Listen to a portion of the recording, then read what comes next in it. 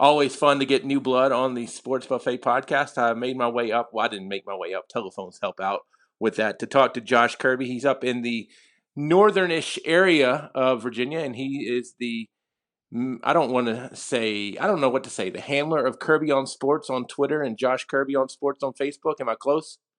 Yeah, I pretty much have a hand in all the coverage around there on the podcast. Started it 6.5 years ago, and it's still going strong. What made you want to start it up? Well, it just started. I've just been involved around sports for quite some time, and pretty much my love for sports grew even more because I attended Sharando High School in the coverage area we're currently in now in Stephen City, Virginia, and I just saw how cool it was, and I saw the radio outlets that were out and about, newspaper outlets, and it took a while, Bob, from when I started the podcast to actually get into covering local sports. But a co-host of mine on the podcast now, Carlos Martinez, he worked with me on the football team for some time, and we were just sitting out front of Arrowhead Stadium prior to an away game we were traveling to. I think it was a pretty long haul too, but he was like, "Why don't you start a podcast?" So, in short, that's basically how the idea and the vision started. It took some time from his comments saying, "Why don't you start a podcast?" to it actually getting off the ground. But so far, so much success coming out of it, and I've enjoyed every moment of it. How much planning had to be done before you started? Like, what were the plans before you got it off the ground? Oh man, The that's actually I don't remember everything, but Right. basically just getting everything in line in terms of hosting and getting podcasts set to go out on platforms and everything too. I think that might have been the hardest piece of planning, and then just what to talk about week in and week out, and it's pretty easier now. We have a good flow with my co-host, as I mentioned, Carlos Martinez, along with Dan Dembski, and we do a weekly recap show recapping the NFL week that happened and preview the next week ahead. So that's pretty easy. And then with what I'm doing now, getting some high school sports coverage out there mixed in between, with my new Kirby's Kickoff pregame show and everything in between. Yeah, normally it's hard, I think, because people nowadays in the younger market they do the video stuff. Not knocking that at all. I'm the older guy, so I'm not as down with the video. But yeah, getting all the equipment, getting just kind of the I don't want to say understanding, but that can take time, and I don't think people realize that as much. I mean, when you're doing what I do with where you kind of go with an iPhone and here we go, that's a lot easier, and you can even use what I call the TikTok mics. But when you go a little bit deeper into the play, it's not hey, let's start this podcast. 30 minutes later, we're good to go. Yeah, yeah, I completely agree too, and the equipment's just as much a part of it too. I think it's really great how advanced technology is, and to be honest, my setup is pretty compact and simple when it comes to all the stuff I do remotely and everything. Now, once football season's over, what's Kirby on Sports going to do? Because I mean, obviously, you can't preview and review games that are not there.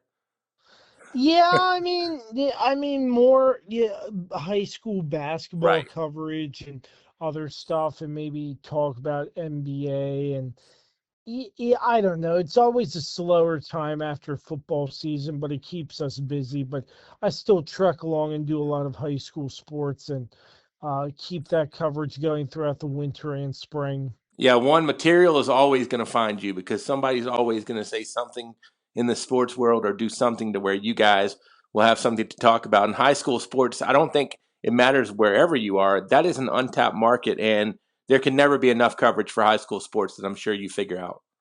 100% agree with that statement. Untapped market, and it's like a hidden gem with how exciting not just high school football but high school sports are in general, not just in my community, but I'm sure yours as well. Right. Well, how exciting is the high school football in your community right now? Tell me about. I know. I want to say there was a big game this past week up in your area, if I'm not mistaken. So, it's been very competitive so far. y- all of the teams except for one so far are above 500, and there's one team that's borderline one game out of 500, and going back and forth. But it's been a lot of fun. And wait, I am mistaken. There's also a younger team who has not won a game yet, but just in the area I'm in, there's a lot. They're actually within maybe a 30-minute span. There's Class 4 Region D, Class 2 Region B, and Class 3 Region B schools all in the area which I cover. And starting the biggest part to this is the Region 4D with all the local schools in the Northwestern District in the Winchester, Frederick County area in Virginia. And that consists Sharando, Millbrook, Jameswood, Hanley. So that's always fun to catch games against teams when they're playing and everything, and especially when they battle off against each other. So the Sharanda Warriors, I mean, only one loss on the season so far, so they're looking pretty strong. Their one loss coming to Loudoun County off of a game-winning field goal. Jameswood Colonels again falling to Sharando, but they have a lot of key playmakers, a lot of key weapons. Hanley just felt a kettle run as well this past Saturday. They seem to have some explosion on offense, and they have a really, really tough defense. In Class 2 Region B, Clark County and Strasburg out of the Bull Run District. Strasburg coming off a trip to the state title game, falling one game short to the Graham G-Men, but Strasburg, a one-loss team, and they're rolling on all cylinders getting into the Bull Run District schedule.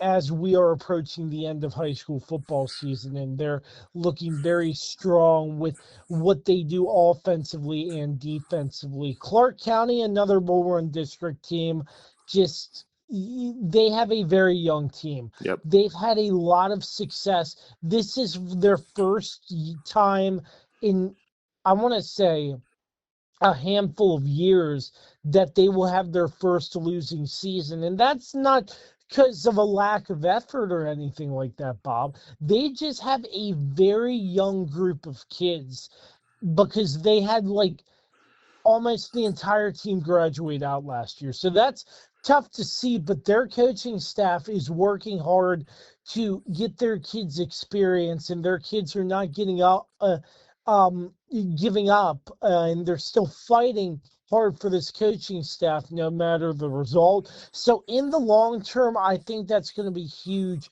with the experience these kids are going to get for years to come. And down in Front Royal, Virginia, Warren County, the Warren County Wildcats and the Skyline Hawks. The Skyline Hawks started off the season 3-game losing streak. They played Kettle Run in the mix, Strasburg in the mix as well, and they played Hanley, the Class 4 school I mentioned earlier. But they're battling back. They beat Central out of Woodstock. That's a Bull Run District team. They beat Manassas Park. They're traveling to Millbrook this Friday, so they've done this last year. It started off the season kind of slow with some tough opponents and getting losses instead of wins. But last year they went on a big winning streak towards the tail end of the season, and it seems like Skyline's heating up at just the right time. And then Warren County, a one-win team so far, defeating Manassas Park last week. They have some skill guys, some weapons they use, but not able to put together a full 60 minutes to get a victory. But they have a good coaching staff, and they're fighting hard again, trying to put positive results out there that lead to wins. So, in in all, Bob, a lot of different schools, a lot of great talent across the board in the local area that I'm a part of. Yeah, dude, welcome to my life too. I mean, it feels like one, two, three, and four. They're all within driving distance of me as well. So I totally feel where you're coming from. 4D is a really spread out thing because I've got Jefferson Forest about 15 minutes away, GW Danville probably 45 away, and I'll tell you, when you get a trip like maybe a Danville to a Hanley or a Danville to a Sharando, if need be, either way, that's going to be a quite a hike for somebody. So yeah, 4D is very spread out. And once we get into regional play, it seems like everybody kind of crosses at some point. Yeah, the travel time is always a factor when it plays into football. How are you going to perform if you have to take the 3 4 hour long bus trip? Yep. And I mean, look at it this way. I mean, my first game this year on radio, I had to travel to West Virginia, and it's about a 4.5, 5 hour ride for me. And I'm riding in a car, and my legs are not, exactly what I would call sprinter legs at that point either. But think about kids who are riding on a bus. But I mean, how comfortable can a bus be when you're getting into even an hour? Because your legs are kind of, I don't want to say cramped, but they're not like they would be if you were just playing at home. So I think that travel is a big deal. Absolutely. I think coaches plan how to get their kids out and stretch and Yep. make sure they don't get too tight for long road trips like that. I think that's all part of the planning process too Sure. when it comes to that. Yeah, and I will tell you, my second game ever broadcasting on the radio was actually I went to Stroudsburg. So Oh wow. fun fact about Bob Alvis that you didn't want to know or need to know. So anyway, that should be fun. Well, I'll tell you what, I have a feeling that at some point in the near future, our paths are going to cross because, like I said, with everybody playing each other at some point, it's just got to happen where Kirby on Sports and the Sports Buffet meet each other, have a good handshake, maybe have a good meal, and who knows what else. Yeah, who knows with all the teams playing each other and who knows? Anything can happen. I'll say that. Well, Josh, it was definitely really fun catching up with you. We're going to do it again. And one more time for the people listening, tell them where they can find you and the best ways to listen and interact. Yeah, appreciate you having me, Bob. You can find my podcast all streaming platforms on YouTube and www.kirbyonsports.com. Well, hey, Josh, it's been a pleasure. If there's anything I can ever do for you, please don't hesitate to let me know. And we will do this again down the road. Thank you.